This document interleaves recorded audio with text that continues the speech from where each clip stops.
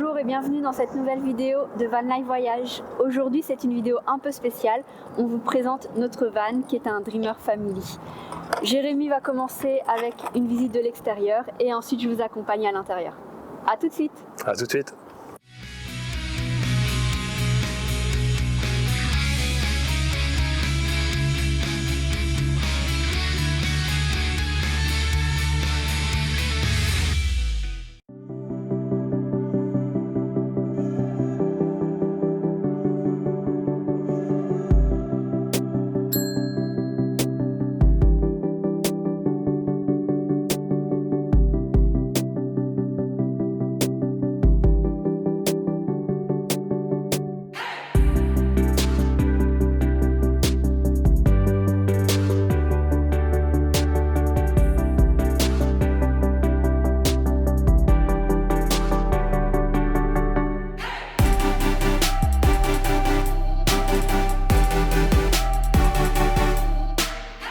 Notre van est donc un family van de chez Dreamer. Dreamer, c'est une marque du groupe Rapido qui distribue également sous le nom de Camper-Ev. D'ailleurs, c'est un van que vous pouvez également retrouvé chez Camper-Ev sous la même dénomination, Family Van. Donc on est ici sur un modèle de 2019 qu'on a acheté neuf. On a été livré aux alentours de mai-juin 2019. C'est un porteur Fiat Ducato avec un moteur diesel de 2,3 litres et qui développe 130 chevaux. On est sur un modèle 2 roues motrices, donc tout ce qu'il y a de plus normal. C'est un modèle qui fait 6 mètres de long, 5,99 pour être précis.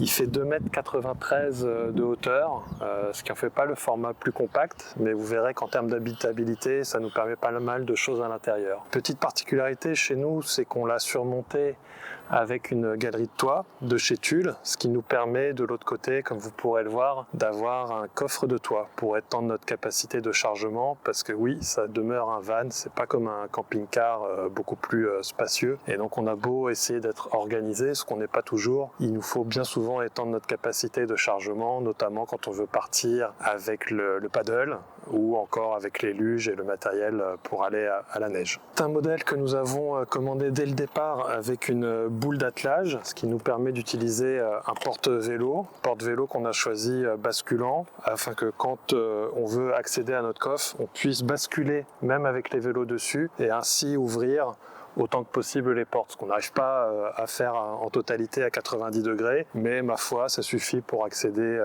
aux affaires et en se contentionnant, on arrive à récupérer nos affaires. Dans les chambres des enfants, on a 2 fenêtres et en réalité, ça donne que sur un lit, donc vous le verrez, on a 2 lits superposés, mais il n'y en a qu'un seul qui bénéficie de ces ouvertures. Le reste des ouvertures, elles sont constituées par des lanterneaux qu'on a en toiture. Comme je l'indiquais à l'instant, on a effectivement notre coffre de toit. C'est un coffre de toit, tout ce qu'il y a de plus classique, qu'on peut trouver dans le commerce. On a cherché pendant bien longtemps un modèle plus gros, mais on n'a pas trouvé, ou alors fallait l'acheter neuf, et c'est des budgets assez conséquents. On est parti sur ce modèle-ci, qui a l'avantage d'être accessible sur le côté, sur les 2 côtés, et donc on y accède avec une échelle. Je vais vous le montrer tout de suite. Le coffre de toit, on y accède grâce à cette échelle télescopique qu'on a acheté chez Tulle. Donc je vais tout de suite vous montrer le principe. Ça se déplie. Je le pose sur le côté. Et comme ça, j'accède très facilement à notre coffre de toit. Voilà, j'ai pas pris la clé avec moi, mais vous devinez, vous comprenez le principe. Et ça se fait assez facilement. Classiquement, comme sur beaucoup de Fiat Ducato, on est sur une motorisation diesel avec un réservoir qui fait 90 litres et ça nous donne une autonomie d'environ 600-700 km selon la région que l'on traverse. On est tout de même sur une consommation qui avoisine les 12-13 litres au 100, mais je pense que c'est dû au coffre de toit et à la galerie.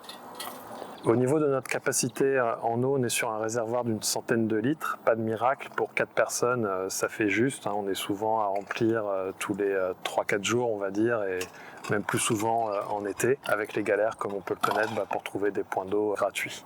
On a un chauffage qui fonctionne au propane ou GPL, parce que nous on est passé directement au GPL sur ce modèle. Donc c'est un modèle Truma qu'on trouve sur de nombreux véhicules. Il fait l'eau chaude, le chauffage Et c'est déjà bien.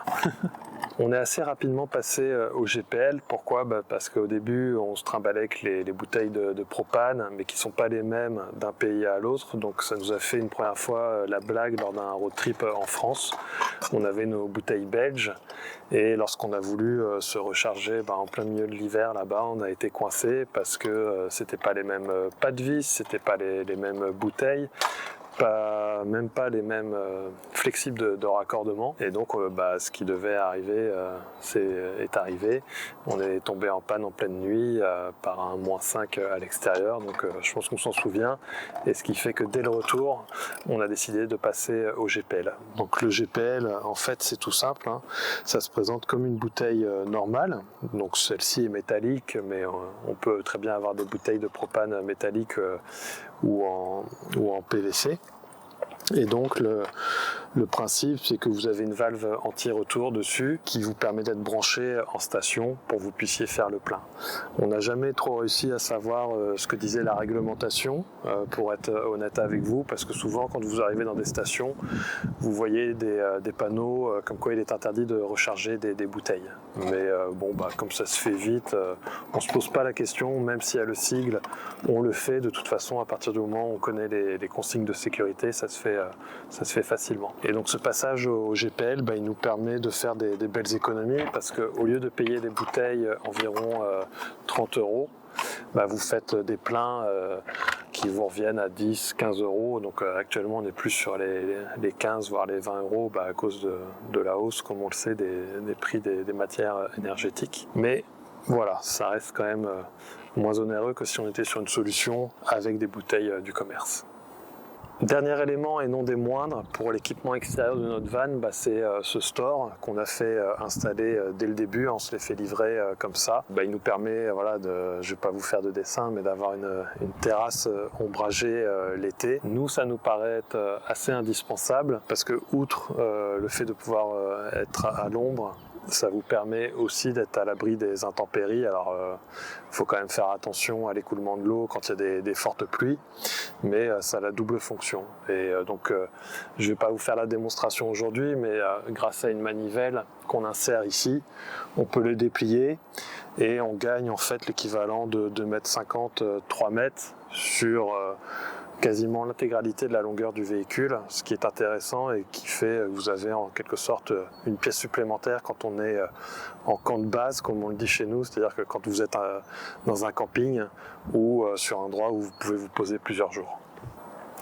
Allez, avant de vous laisser faire la visite à l'intérieur avec Joël, je vous fais un dernier petit récap au niveau de notre autonomie, que ce soit sur les différentes énergies. Donc l'eau, on est sur une centaine de litres, on va dire schématiquement 3-4 jours d'autonomie. Électricité, on a déjà changé une première fois notre batterie auxiliaire. On est maintenant sur ce qu'on appelle une batterie AGM, GEL, qui présente l'avantage de pouvoir fournir un meilleur taux de décharge. L'autonomie, on l'a jamais vraiment testée, elle est encore neuve, mais on en a pris vraiment un très gros modèle, et je compte sur elle pour nous fournir de longues heures d'utilisation. Au niveau des eaux usées, je ne l'ai pas dit, on est sur environ 40 litres de capacité de réservoir. C'est très peu, je trouve, par rapport à la capacité en eau du véhicule, et donc on est assez souvent obligé de vidanger. Le gaz, on l'a dit, on est sur une bouteille que vous avez vue au GPL qui fait 24 ou 27 litres. Là, l'autonomie, ça dépend complètement de la saison et de l'usage que vous en avez. Mais ce que je n'ai peut-être pas dit tout à l'heure, c'est que ça sert aussi pour le frigo,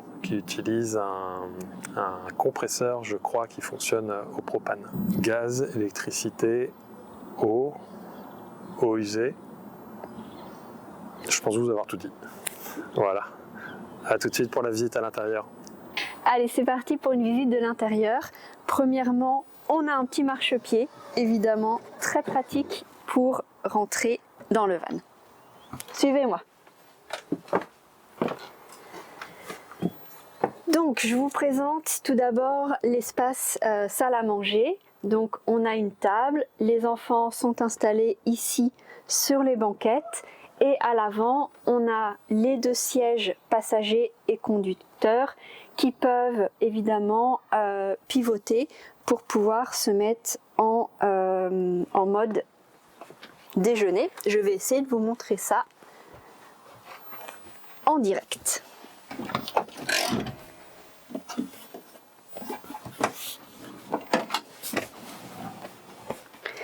Donc voilà ce que ça donne pour ce que l'on appelle entre nous la place du chef.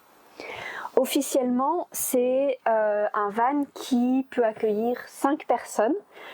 Donc nous, on n'est que 4, donc on l'a jamais utilisé pour 5 personnes. Personnellement, je pense qu'à 5, on est quand même assez encombré.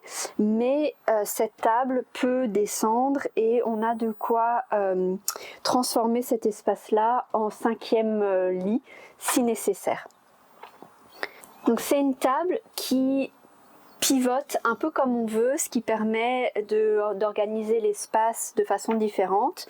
Donc avec un petit bouton qui est en dessous de la table, on peut l'avancer, la reculer, voire même la pivoter sur elle-même. Et on apprécie particulièrement la fenêtre, évidemment, ce qui nous permet de dîner ou déjeuner, parfois avec vue. Alors je vous présente maintenant notre espace cuisine que je trouve petit mais très fonctionnel.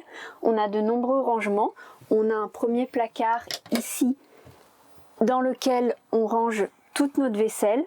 On a récupéré de la vaisselle en mélanine de mes parents, donc qui est très vintage mais toujours très utile. Et parmi nos ustensiles de cuisine, on a ce petit ensemble qu'on a trouvé chez AS Aventure que personnellement j'adore. Il s'agit d'une poêle avec 2 couvercles, 2 casseroles et 4 verres plus 4 verres pour les boissons chaudes. Donc dans un tout petit espace, on a tout ce qu'il nous faut, j'adore. Alors l'inconvénient de cette cuisine, c'est que ici on n'a pas de fenêtre. Moi je trouve que ça manque d'avoir une vue sur l'extérieur, mais on a quand même de la lumière.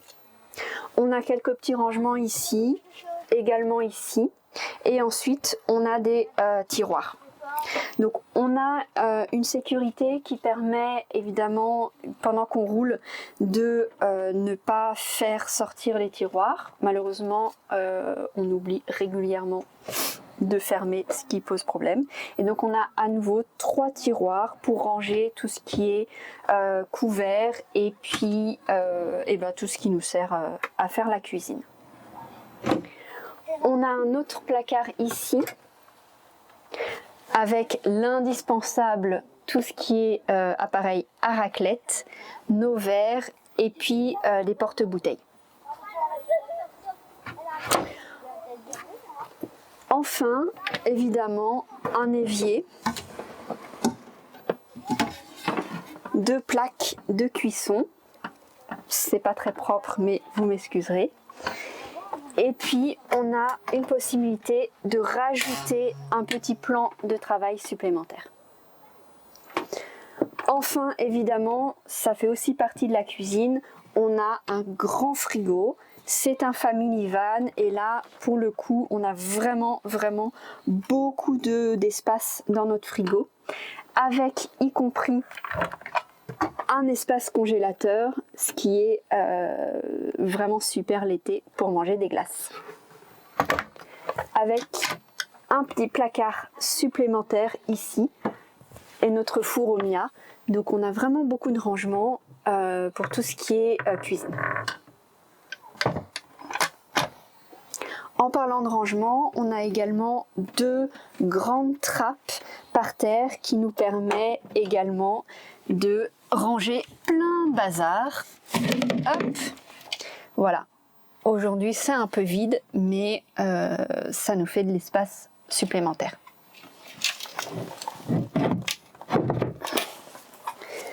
Je vous présente maintenant rapidement notre salle de bain. Pour moi, c'est un peu le point faible de ce van. On n'a pas réellement d'espace douche. Donc évidemment, on a des toilettes, ce qui aujourd'hui me paraît aussi indispensable, même si on avait un autre van avant où on n'en avait pas et on s'en passait. Mais quand on part sur des road trips de plusieurs jours, c'est quand même pas mal. Et donc la douche, en fait, c'est un rideau qui fait le tour de la douche pour protéger les meubles. Et donc ça, pour moi, c'est pas l'idéal. Je sais que sur le modèle, nous, notre van date de 2019. Sur les modèles plus récents, l'espace salle de bain est organisé un petit peu différemment, mais bon, on ne va pas changer de van pour ça. On a également plusieurs rangements dans la salle de bain. Pour terminer, on vous présente l'espace chambre. On a le lit des parents qu'on va montrer tout à l'heure et les lits superposés. Clairement, on a craqué pour ce van pour cet aménagement-là parce que pour les enfants, c'est idéal. Ils ont chacun leur espace personnel et ils apprécient beaucoup. On a également un grand placard qui nous permet de ranger tous nos vêtements. Alors, on a réaménagé un petit peu l'espace de façon personnelle pour qu'on ait chacun un endroit où ranger nos vêtements. C'est pas l'idéal, on pourrait faire ça de façon plus esthétique, mais entre nous, ça nous convient très bien. Pour vous présenter plus en détail l'espace enfant, on va passer par l'extérieur pour que vous ayez une meilleure vue d'ensemble. Donc nous voici dans l'espace chambre enfant de l'autre côté. Ici c'est la chambre de notre fils, donc qui est le plus petit. On a plusieurs oreillers parce que en réalité on stocke ici aussi les oreillers de la chambre adulte. Il a peu de rangement, donc on a rajouté nous cet espace là où il peut mettre un petit peu toutes ses bricoles. Puis la chambre du haut. La chambre du haut qui est beaucoup plus aménagée avec beaucoup de rangements, c'est la chambre de notre fille. On voit qu'elle a des espaces pour mettre ses différents livres, ses petits trésors et elle a également un grand placard ici où elle met ses jeux de société.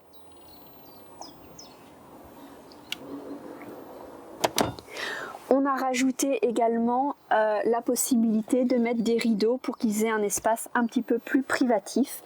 C'est aussi un petit bricolage, mais ça leur convient très bien.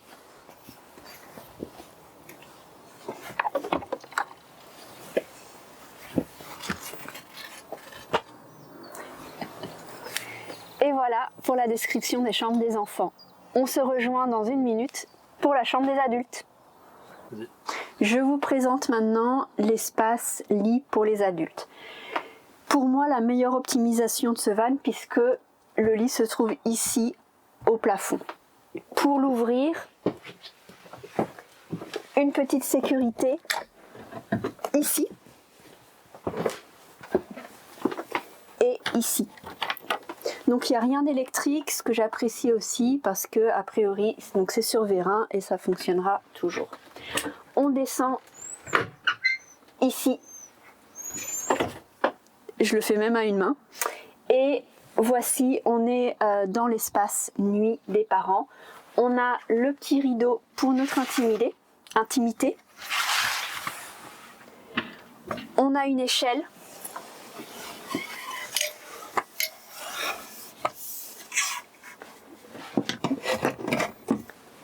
Qui nous permet de grimper. Et on a nos duvets qui restent là en permanence, avec des espaces de chaque côté qui nous permet de faire des rangements de nuit. Alors le seul inconvénient de cet aménagement, c'est que on est obligé de se lever en même temps parce que l'espace sous le lit est très réduit et donc on n'a pas la possibilité de rester assis confortablement alors que le lit est ouvert.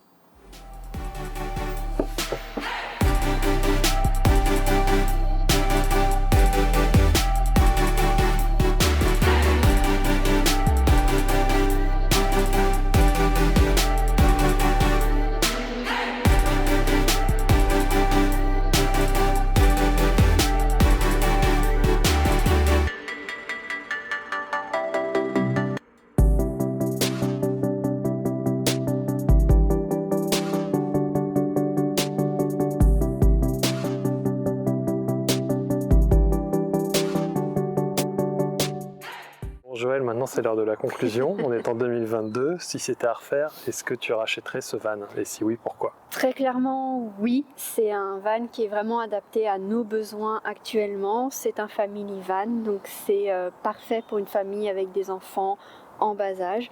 Maintenant, la question va se poser, nos enfants vont grandir, est-ce qu'on va continuer avec ce modèle-là ou est-ce qu'on va devoir passer à un autre? En tout cas, aujourd'hui, on en est très content. Cette vidéo se termine maintenant. J'espère qu'elle vous a plu. N'hésitez pas à nous laisser des commentaires. Abonnez-vous, vous connaissez le blabla habituel. Et en attendant la prochaine vidéo, évadez-vous.